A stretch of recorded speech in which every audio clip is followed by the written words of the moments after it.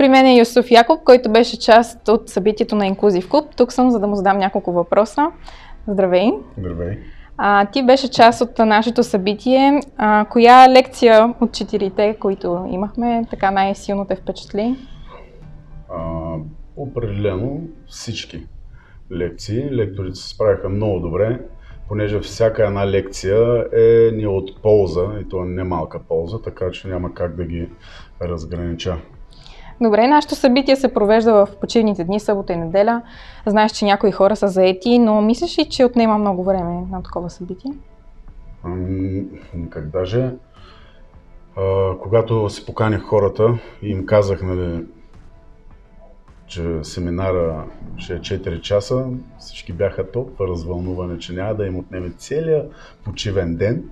Да. Така че... Особено хората с деца. Да, определено. Понеже една от гостинките ме, детето й днеска има рожден ден и въпреки това тя беше тук.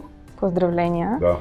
И като последен въпрос, все пак да те попитам, смяташ ли, че семинара е задължителна част от това да стартираме бизнеса си в Inclusive Club? Просто това е... Какво дава той? Семинара ни дава, разбира се, как да се изразя точно. Като старт. Един поглед върху това, което вземаме в ръцете си като инструмент за развитие и за надграждане на личността ни. И разбира се, бизнес възможността, която предлага Inclusive Club. Ти го каза много добре, да.